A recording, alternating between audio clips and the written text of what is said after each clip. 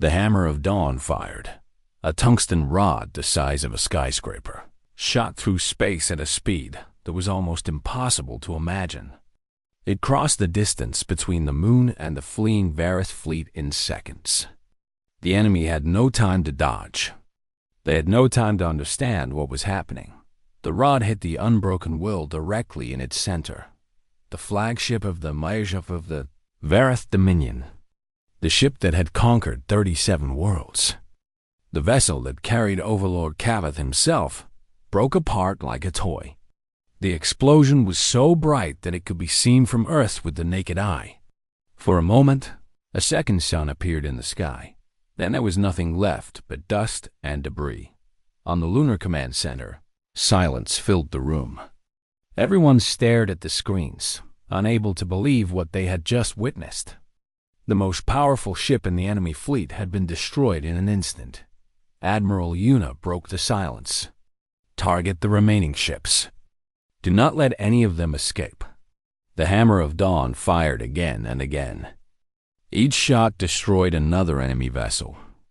The Varith tried to run, tried to scatter, but they were too slow.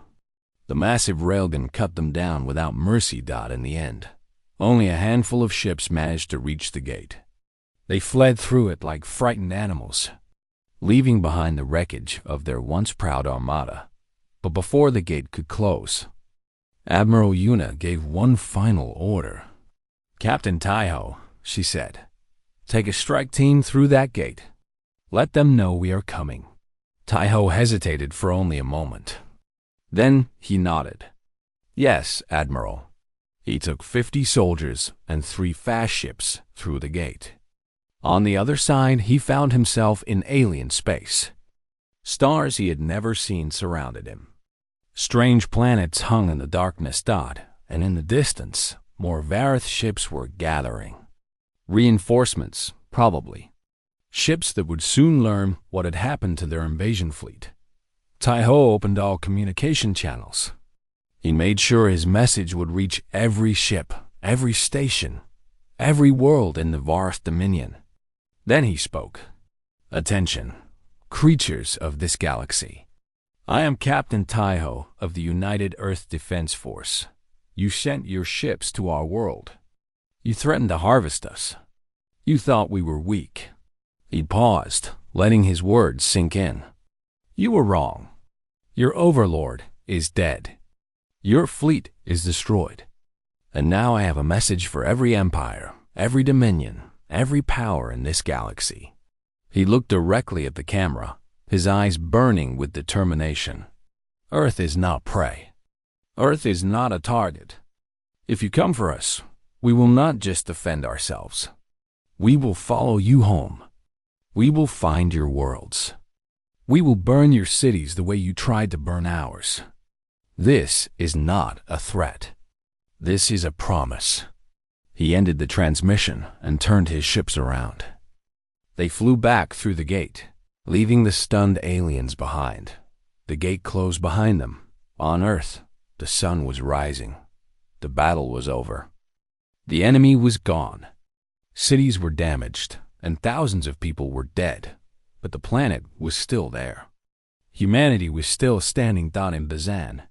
Lieutenant Sora woke up in a hospital bed. Her body was covered in bandages, and every part of her hurt. But she was alive. A young soldier was sitting beside her bed. His eyes were red from crying, but he was smiling. "You are awake," he said. "Lieutenant, you are a hero.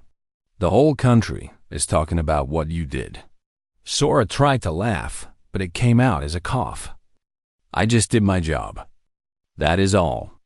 "No," the soldier said firmly. "You did more than that. You saved us.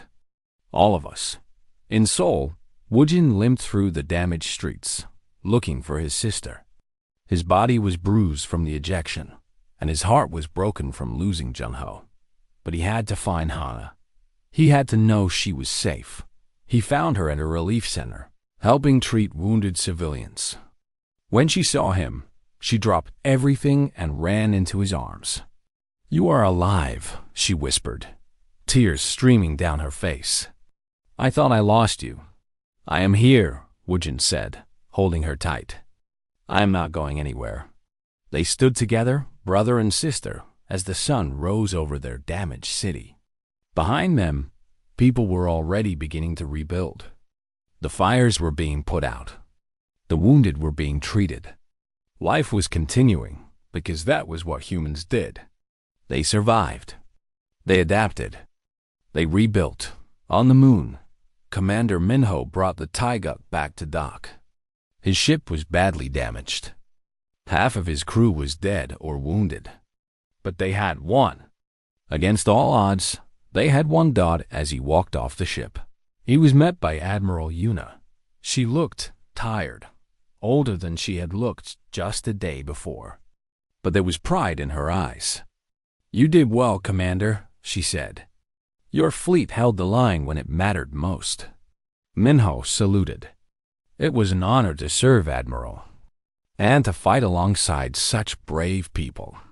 Yuna nodded.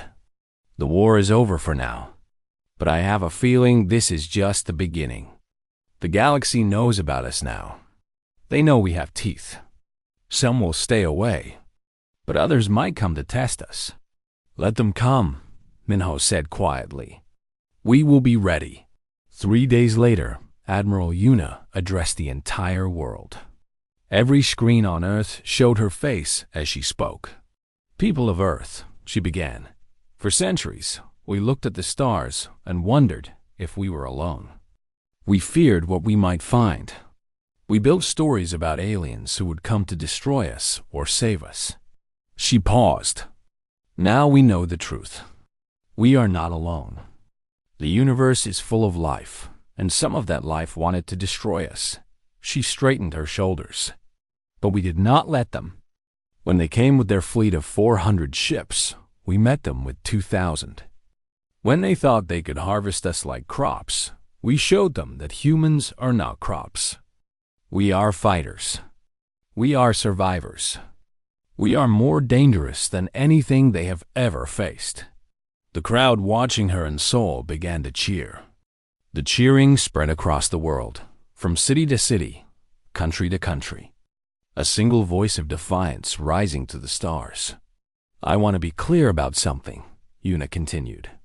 We did not win because we are better than them. We did not win because we have more advanced technology. We won because we refused to give up. We won because when they pushed us, we pushed back harder. We won because every person on this planet, from the soldiers in space to the workers in the factories to the parents protecting their children, stood together and said, not today. Not ever. She looked directly into the camera. To any species out there who is thinking about attacking Earth, I have a simple message. We are not easy prey. We are not primitives who will kneel to your power. We are humans, and we protect our own. She smiled, and there was steel in that smile. If you come for us, we will be ready, and you will regret it. The broadcast ended. Across the world, people hugged each other and cried. Some celebrated. Some mourned. But all of them felt the same thing. Pride. Pride in their species. Pride in their home. In the darkness of space, the wreckage of the Varith fleet drifted slowly. Broken ships and dead soldiers. All that remained of an empire that had thought Earth would be an easy conquest. And somewhere far away, in the halls of power of a dozen alien civilizations, leaders watched recordings of the battle. They watched the human fleet emerge from hiding. They watched the railguns tear through shields. They watched the Hammer of Dawn destroy a ship that had conquered 37 worlds. And they were afraid, because now they knew the truth. Earth was not a small, primitive world at the edge of the galaxy. Earth was a warning. A sleeping giant that had finally woken up, and the galaxy would never forget it. On a quiet hill outside Seoul, Woojin and Hana sat together, watching the sunset. The sky was still filled with smoke, and the distant sounds of reconstruction filled the air. But there was peace, too. Do you think they will come back? Hana asked. Woojin was quiet for a moment. Then he nodded. Probably, eventually. But we will be ready. We always are. He put his arm around his sister and smiled. After all, he said, that is what humans do. The sun set on a changed world. A world that was no longer alone. A world that had proven itself to the stars dot and high above them, invisible and eternal. The Black Armada kept watch. Ready to defend. Ready to fight. Ready for whatever came next. The sky above Earth burned with fire. Energy beams from the Verith fleet cut through the darkness like blades of light. They struck the planetary shields with terrible force. The shields flickered and groaned, but they held. For now, in the Lunar Command Center, Admiral Una watched the battle unfold on dozens of screens. The Black Armada had engaged the enemy in orbit. Ships were dying on both sides. Explosions lit up the darkness every few seconds. Status report, she demanded. Captain Taiho checked his console. The enemy has broken through our outer defense line. They are pushing toward Earth. We have lost over 200 ships. He paused. But the Verith have lost more. Our railguns are tearing through their shields. They are adapting, but slowly. Not slowly enough.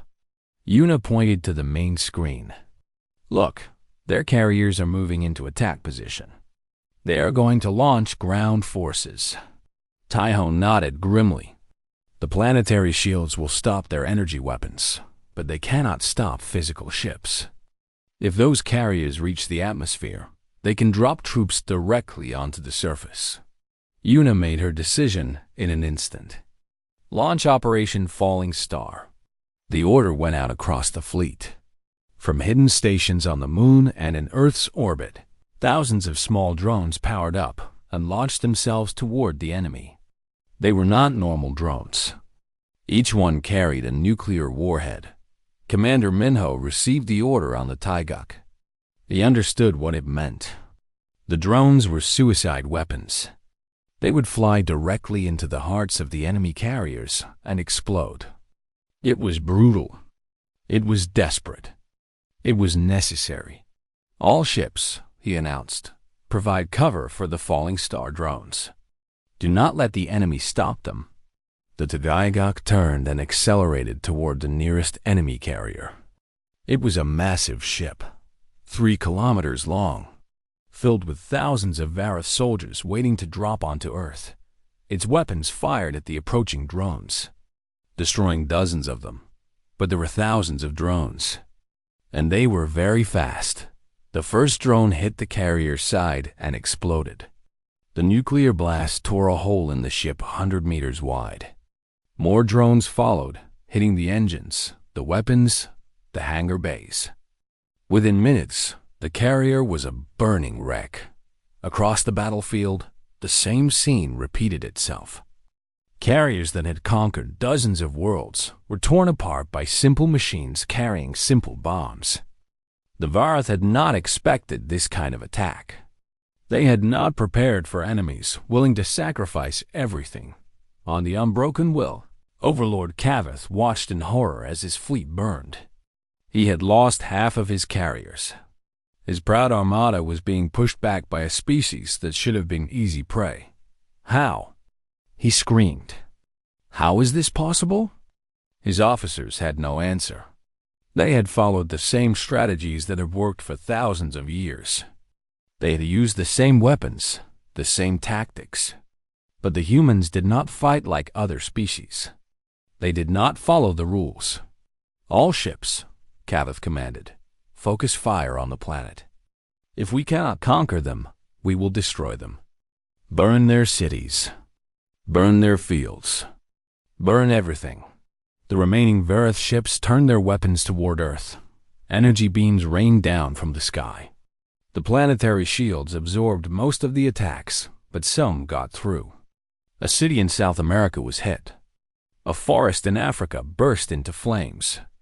Millions of people screamed as their world burned around them. Above Earth, Wujin and his fighter squadron were engaged in their own desperate battle. Verith bombers had broken through the defense line and were heading for the surface. His job was to stop them. "Squadron 2, follow me," he ordered through his radio. "We hit them hard and fast. Do not give them time to aim." His fighters screamed through the darkness, weapons blazing. He destroyed one bomber, then another. His wingmate Junho was right beside him, matching him shot for shot. Then the enemy fighters came.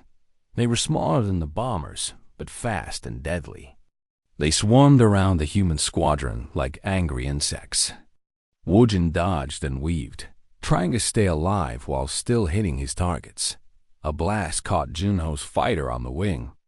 The ship spun out of control, smoke pouring from its engines. "Junho!" Woojin screamed. "I am hit."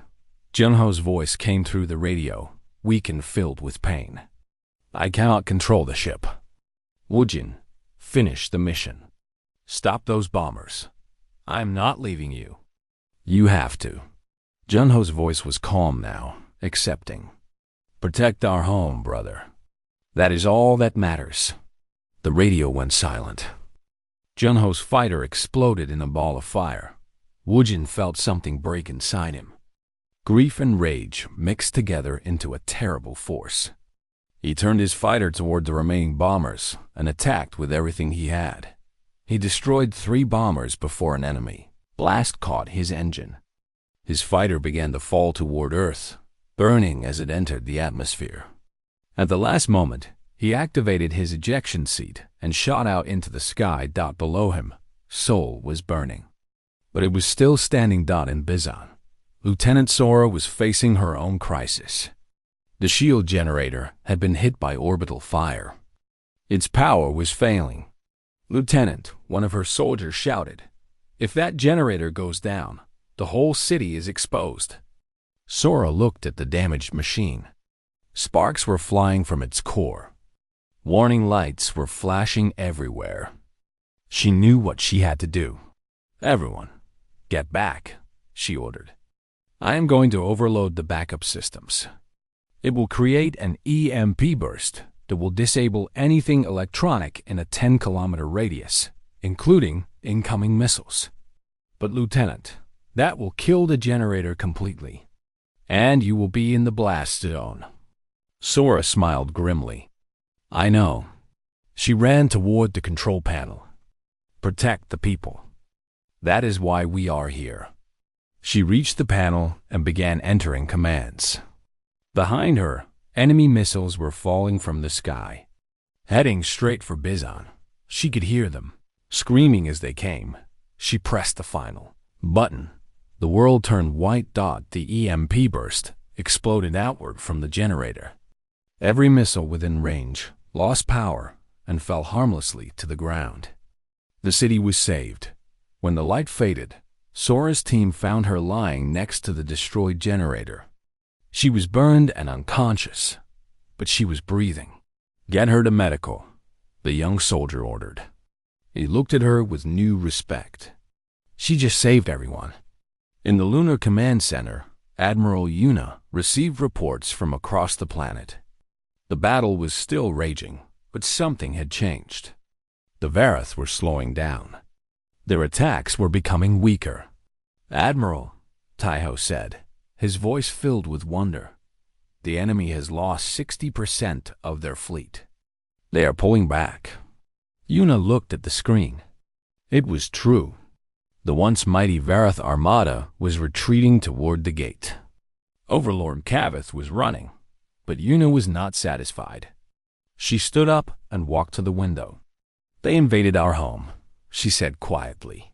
"They burned our cities. They killed our people." She turned to face Taiho. "I will not let them escape. Activate the final protocol." Taiho's face went pale. "Admiral, the final protocol has never been tested. We do not know if it will work. Then we will find out." Yuna's voice was like steel. "No one attacks Earth and walks away. No one. Activate the Hammer of Dawn." On the dark side of the moon, deep inside a crater, something began to move. A massive structure, hidden for decades, rose from the ground. It was a railgun, but not like the ones on the ships. This one was a kilometer long. It fired projectiles the size of buildings. The Hammer of Dawn charged its first shot, pointing at the fleeing Verith flagship. Overlord Kavith never saw it coming. The battle happened in the space between Mars and Earth. It was the largest fight in human history, and it was over in 18 minutes. Commander Minho stood on the bridge of the Taiguk, watching the destruction on his screens. The Vara scouts had been confident when they entered the combat zone. They had energy shields that could stop laser fire. They had weapons that could cut through metal like paper. They had 300 years of conquest behind them. They had never fought humans before. "Target the lead ship," Minho ordered. "Fire railguns." The Taiguk shook as its railguns fired. These were not energy weapons. They were simple machines that threw metal slugs at incredible speed. The slugs hit the Vara scout ship with the force of a small bomb. The alien shields flickered and died. They were designed to stop energy attacks, not solid objects moving at a fraction of light speed. The slug tore through the ship like it was made of paper. "Direct hit," Yunji reported. "Enemy ship destroyed." Around them, other human ships were doing the same thing. Missiles filled with explosives slammed into alien hulls. Railgun slugs punched through shields that had stopped 1,000 laser attacks.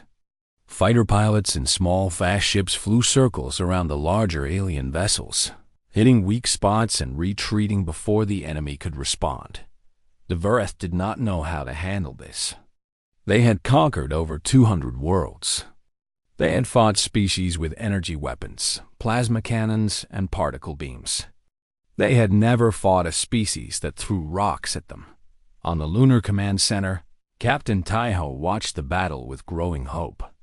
He had studied war his entire life. He knew that the key to victory was often simple. Find what your enemy expects, and do the opposite. The Verith expected advanced technology. They expected energy weapons and force fields. They got metal slugs and chemical explosives. They got simple, brutal, effective violence. "Admiral," Taiho said, "the enemy scouts are down. All 18 ships destroyed. We lost 2 fighters and 1 support vessel." Admiral Yuna nodded slowly. "And the main fleet?" "They are advancing. Overlord Kavith has ordered a full assault. They will reach combat range in 6 hours." Yuna stood up and walked to the window. Outside, she could see Earth hanging in the darkness. The planet she had sworn to protect. The planet that was about to face the greatest threat in its history. "Then we have 6 hours to prepare," she said. "Contact Dr. Lim. Tell her I need her analysis immediately." Dr. Hannah Lim was working in a laboratory aboard one of the lunar stations. She had been brought there by military transport just hours after the alien broadcast. They needed her brain. They needed her expertise, and they needed her to help them understand the enemy. She was studying pieces of a destroyed Vara scout ship when the Admiral's message arrived. She grabbed her notes and ran to the command center. "Admiral," she said when she arrived, "I have found something important." Yuna turned to face her.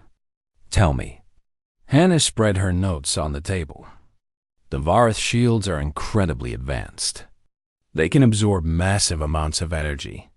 They are almost perfect defenses against any energy-based weapon." She pointed to a diagram. "But they have a weakness. They are calibrated specifically for energy attacks. They do not expect physical projectiles." "We already know this," Yuna said. "Our railguns have proven effective." "Yes, but there is more." Hannah pulled out another sheet of paper. "The Verith have been conquering worlds for thousands of years. They have faced many enemies with advanced technology, but they have never faced an enemy like us." She looked at the Admiral with bright eyes. "They have never faced an enemy that chose to stay simple." Taiho frowned. "What do you mean?" "I mean that most civilizations follow the same path. As they advance, they move from physical weapons to energy weapons. It is more efficient, more powerful, cleaner. The Verath designed their defenses based on this assumption. Hannah smiled. They never expected to fight a species that still uses explosives and metal projectiles. Our weapons are primitive by galactic standards, but they are exactly what we need to beat these aliens. Yuna was silent for a moment. Then she laughed. It was a short, hard laugh, full of dark humor. "So our greatest weakness is actually our greatest strength," she said. They looked at us and saw primitives. They did not realize that sometimes primitive is exactly what you need. Far away, Overlord Kavath was dealing with something he had not felt in 200 years. Doubt. His scouts were gone, destroyed by ships that should not have been able to touch them. The reports from the battle made no sense. Physical projectiles? Chemical explosives? These were weapons from the ancient past. No civilization in the galaxy still used such things, but the humans did. And they had used them to destroy his scouts in minutes. "Overlord," one of his officers said carefully, "perhaps we should reconsider our approach. These creatures are more dangerous than we thought." Kavath turned to face the officer. His 4 eyes were burning with anger. "You suggest we retreat? We, the Verith Dominion? We have conquered half the galaxy. We have destroyed civilizations that ruled for millions of years. We will not run from a species that throws rocks." He stood up from his throne. "They have surprised us once. It will not happen again. Adjust our shield frequencies. Prepare for physical attacks. And when we reach that planet, we will show them what true power looks like." The officer bowed. "Yes, Overlord." On Earth, the world was changing. The military blackout had been lifted. Every screen, every phone, every radio was carrying the same message. Aliens were real, and they were coming. Panic spread quickly. Some people ran for the mountains. Some locked themselves in their homes. Some prayed to gods they had forgotten. But many others did something different. They lined up at military recruitment centers. They volunteered to help with evacuations. They refused to give up Dot and Sol. Hana's brother Wujin was preparing for launch. His fighter squadron had been assigned to defend low orbit.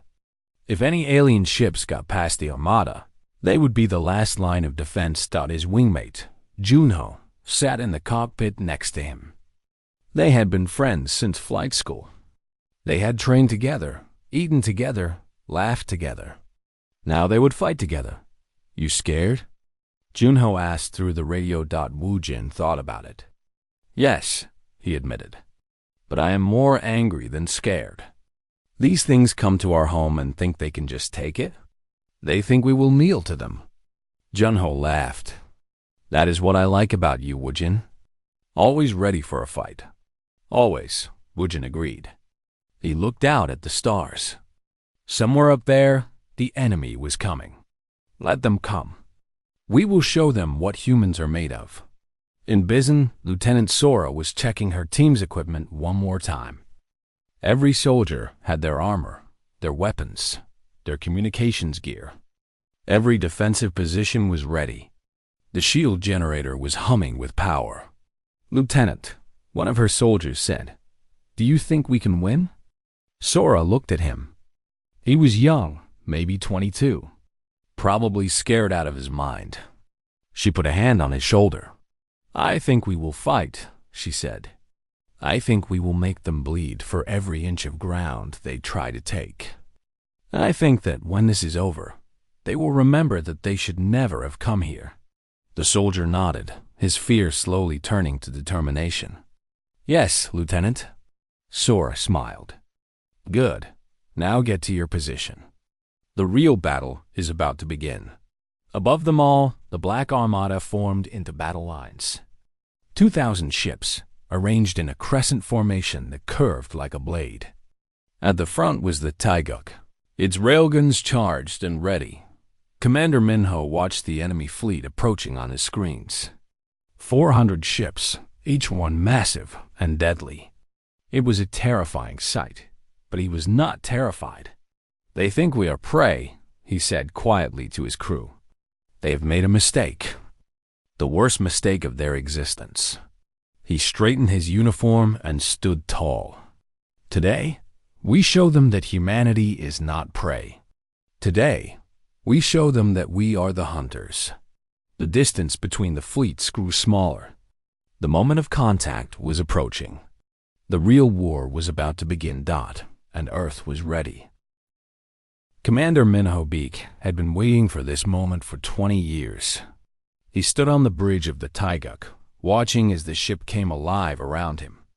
Lights flickered on one by one. Screens glowed with information. The hum of the engines filled the air like a heartbeat. The Taiguk was a destroyer. 300 meters long, built in secret inside an asteroid near Mars. For 2 decades, it had floated in the darkness, cold and silent, waiting. Now it was awake. Minho was 45 years old. He had joined the military when he was 18, believing he would spend his life doing training exercises and never seeing real combat. Then, when he was 25, they had told him the truth. They had shown him the signals from deep space. They had shown him the crashed probe. And they had asked him to join a secret program. He had said yes without hesitation. Now, standing on his bridge, he watched as the crew rushed to their stations. Most of them were young.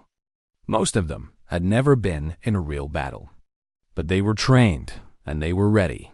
"Commander," said his first officer, a woman named Yunji, "all systems are online.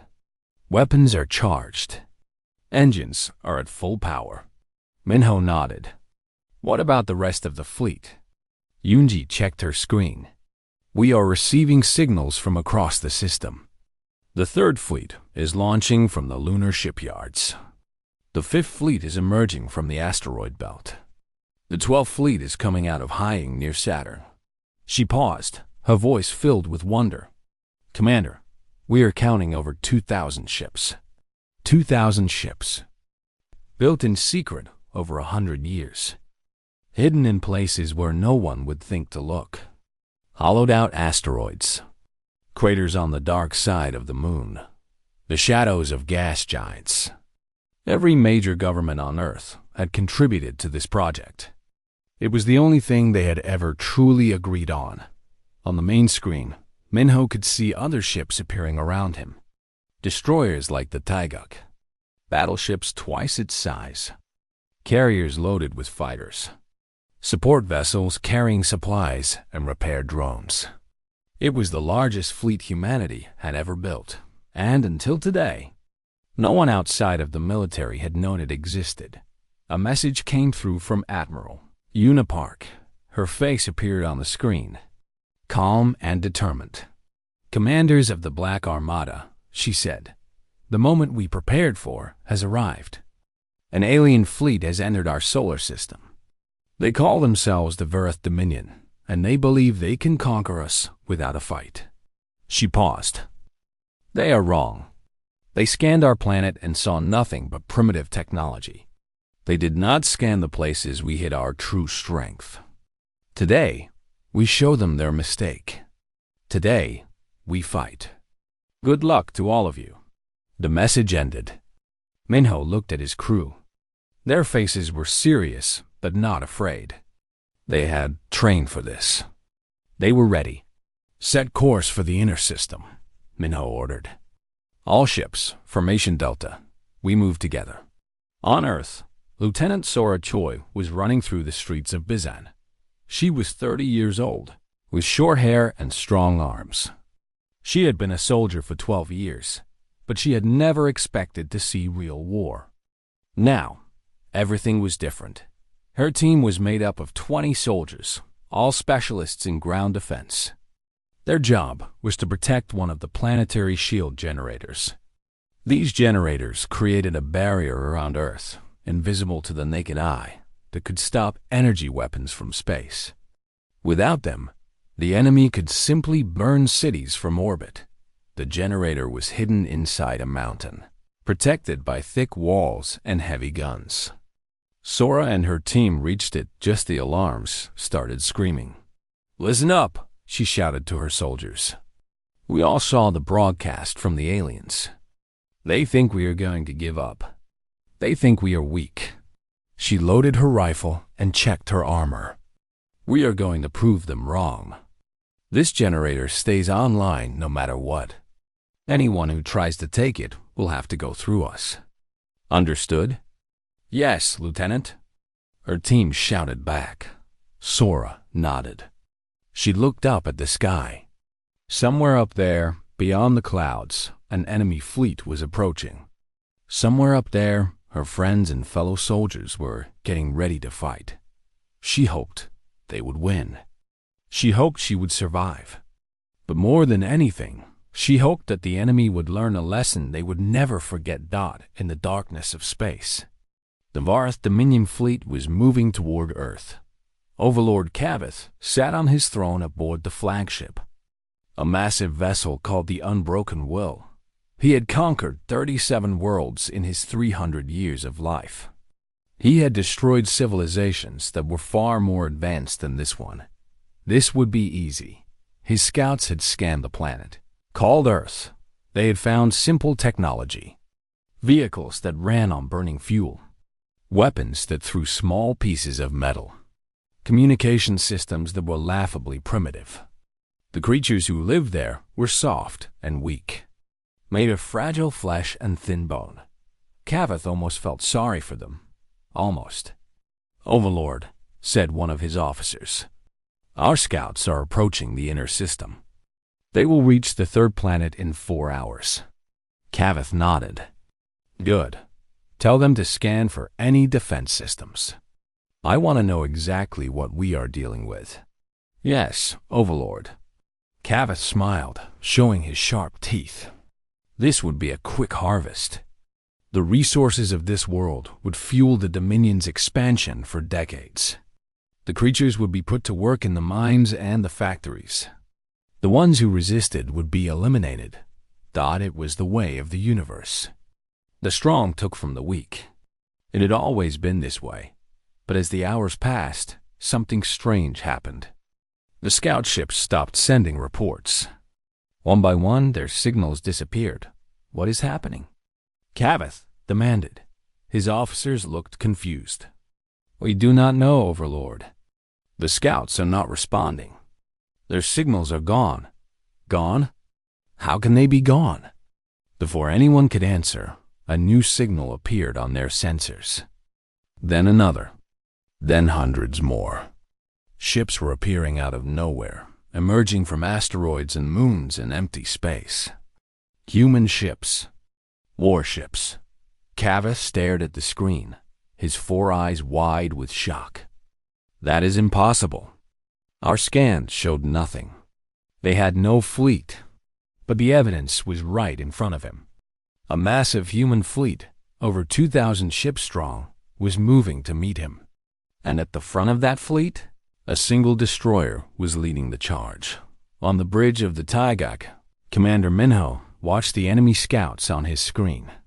They had just entered weapons range. "All ships," he said calmly. "This is Commander Beak of the 7th Shadow Fleet. The enemy thinks we are primitives. The enemy thinks we are easy prey." He smiled. "Let us correct that belief. All ships, open fire." The darkness of space lit up with weapons fire. Missiles streaked toward the enemy. Railguns fired metal slugs at incredible speed. The human fleet attacked with everything it had. The scouts never stood a chance. Admiral Yuna watched the battle from her command center on Luna. Her face showed no emotion as the enemy ships were destroyed one by one. When it was over, she nodded slowly. "First blood," she said quietly. "Now they know we have teeth." She turned to Captain Tiho. "They will send everything they have at us now. Are we ready?" Tiho nodded. "We are ready, Admiral. The Armada is in position. The planetary defenses are online. Earth is as protected as it can be." Yuna looked out the window at the blue planet hanging in the darkness. Her home, her people. Everything she had ever loved was on that world. Then let them come, she said. Let them come and see what humanity is really made of. Far away, Overlord Kavith was screaming orders at his officers. His scouts were gone. His plans were ruined. The primitive planet had somehow hidden an entire war fleet from him. But Kavith was not afraid. He was angry. He had destroyed civilizations far greater than this one. He would not be beaten by a species that had only recently learned to leave their own world. All ships, he commanded, his voice cold with rage. Advance on the enemy. Show them the power of the Dominion. Show them what happens to those who resist. The Varath fleet began to move. 400 warships, each one armed with weapons that could destroy cities. They were coming for Earth. And Earth was waiting for them. The rain was falling hard over Seoul when Admiral Una Park walked into the underground bunker. She was 58 years old, with gray hair and tired eyes, but her back was straight and her steps were strong. The guards at the door saluted her. She did not stop to return the salute. There was no time. Deep beneath the Han River, the United Earth Defense Council was waiting for her. 20 men and women sat around a long table, their faces pale in the blue light of the screens. Some of them were generals. Some were scientists. All of them were afraid. Una took her seat at the head of the table. She looked at each face, one by one. These were the people who knew the truth. For 60 years, they had kept a secret from the world. The people above them, the ones living their normal lives, believed that Earth was alone in the universe. They believed that the stars were empty and quiet. The people in this room knew better. Captain Taiho Kwan stood up. He was young, only 32, but he had proven himself many times. His hands were steady as he pressed a button on the table. A large image appeared on the wall behind him. It showed a dark shape near Jupiter, surrounded by strange energy. 3 hours ago, our deep space sensors detected this, Taiho said. His voice was calm, but Una could see the tension in his jaw. It is not a natural event. It is not an asteroid or a storm. It is a gate. The room was silent. Everyone knew what that word meant. For decades, Earth had been picking up signals from far away, whispers in the darkness. At first, scientists thought they were mistakes or echoes. But then they found patterns, languages, messages. And then, 12 years ago, a small probe crashed in the Pacific Ocean. It was not from Earth. The technology inside it was hundreds of years more advanced than anything humans had ever built. Governments of the world came together in secret. They agreed to hide the truth. They agreed to prepare. Something is coming through the gate, Taiho continued. He pressed another button. The image changed to show hundreds of large shapes emerging from the dark opening. We count 400 vessels. Their size ranges from 200 meters to over 3 kilometers. They are warships. A general named Dong Su slammed his fist on the table. 400? How can we fight 400 ships? Una raised her hand, and the room went quiet. Let him finish. Taiho nodded. We intercepted a broadcast from the fleet. They call themselves the Varath Dominion. According to our translation systems, they have conquered over 200 worlds. They are an empire that spans half the galaxy. He paused. Their message to us is simple. Submit or be harvested. The word hung in the air like smoke. Harvested. Not killed. Not conquered. Harvested. Like crops. Like animals. On the other side of Seoul, Dr. Hana Lim was sitting in her small observatory. She was an astrophysicist, one of the best in the world. But she worked alone. She liked the quiet. She liked the stars. Tonight, the stars were wrong. She watched through her telescope as the sky near Jupiter lit up with strange colors. Her instruments were going crazy. Numbers and readings she had never seen before filled her screens. Her heart was beating fast. She picked up her phone and called her brother. Woojin was a fighter pilot, stationed on the moon. He was the only family she had left. "Woojin," she said when he answered. "Are you seeing this? The sky near Jupiter?" "Hannah, I can't talk right now." His voice was tense. "Something big is happening. They're putting us on alert." "What kind of alert?" "Woojin, what's going on?" The line went dead. A message appeared on her phone. "Military blackout in effect." Hannah stared at the screen. Then she looked back at the sky. The light was getting brighter. In the bunker, the council was arguing. Some wanted to surrender. Some wanted to hide. Some wanted to pray. Yuna listened to all of them without speaking. Then a new signal came through. The screens flickered and a face appeared. It was not human.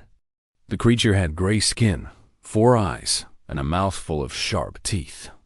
It wore armor made of black metal. "People of this world," the creature said. Its voice was deep and cold. "I am Overlord Kavith of the Verith Dominion. You have been chosen for harvest.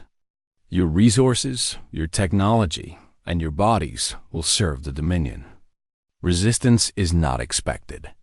Resistance is not advised. You have 12 hours to surrender your planet. If you do not, we will take it by force. This is your only warning." The screen went dark. For a long moment, no one spoke. General Dong-Su looked like he might be sick. Other council members were whispering prayers or staring at nothing. Yuna stood up slowly. She walked to the front of the room and turned to face them all. Her face was calm. Her eyes were steady. "They think we are primitives," she said quietly. "They scanned our planet. They saw our farms and our cities and our fishing boats. They saw people driving cars and cooking dinner and putting their children to bed." She paused. "They did not look deeper. They did not look where we hid our teeth." She turned to Taiho. "Captain, send the signal." Taiho's eyes widened. "Admiral, are you sure?" "Once we do this, there is no going back. I am sure." Yuna's voice was like iron. "Wake the Armada." Taiho nodded. He pressed a sequence of buttons on his console. A message was sent out, traveling faster than light, reaching hidden places across the solar system. Places that had been dark and silent for years. Places that held humanity's greatest secret. In the asteroid belt, lights flickered on inside hollowed-out rocks. On the dark side of the moon, engines began to warm up. In the rings of Saturn, shapes that had looked like ice and debris started to move. The black Armada was waking up. Yuna walked back to her seat and sat down. The council members were staring at her with wide eyes. They had known about the Armada, of course. They had approved its construction, funded its development, kept its secrets. But knowing something and seeing it happen were two very different things. "Ladies and gentlemen," Yuna said, "the universe has finally come to our door. They expect us to kneel." She smiled, and there was something dangerous in that smile. "Let us show them what happens when you knock on the wrong door." Outside, the rain continued to fall over Seoul. The people in the streets had no idea that their world was about to change forever. They did not know that aliens were coming. They did not know that their planet had been hiding a fleet of 2,000 warships. But soon, everyone would know. The gate was open. The enemy was coming, and Earth was about to reveal its true face to the stars.